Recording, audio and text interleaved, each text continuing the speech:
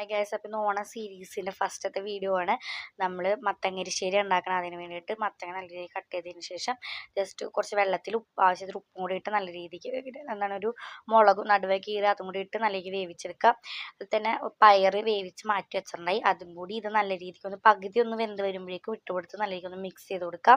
വളരെ എളുപ്പമാണ്. അപ്പോൾ ഓണം ഇനി എൻ്റെ ചാനൽ സബ്സ്ക്രൈബ് ചെയ്ത് സപ്പോർട്ട് ചെയ്ത് നോട്ടിഫിക്കേഷനൊക്കെ ഓൺ ചെയ്ത് വെച്ച് കഴിഞ്ഞാൽ ഇനി ഓണം സീരീസിൻ്റെ വീഡിയോ ആയതുകൊണ്ട് നിങ്ങൾക്ക് നോട്ടിഫിക്കേഷൻ പെട്ടെന്ന് തന്നെ കിട്ടും. ഇതിനൊരു അരപ്പുണ്ടാക്കാനായിട്ട് തേങ്ങയും പിന്നെ ഉള്ളി, മുളക്, പച്ചമുളക്,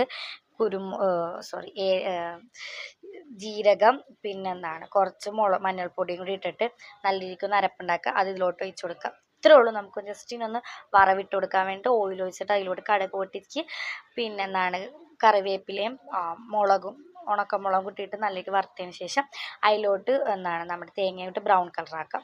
അതിൻ്റെ പൊക്കത്തിടാം. ഇത്രേ ഉള്ളൂ. അപ്പോൾ എല്ലാവരും ട്രൈ ചെയ്ത് നോക്കാം. Bye bye.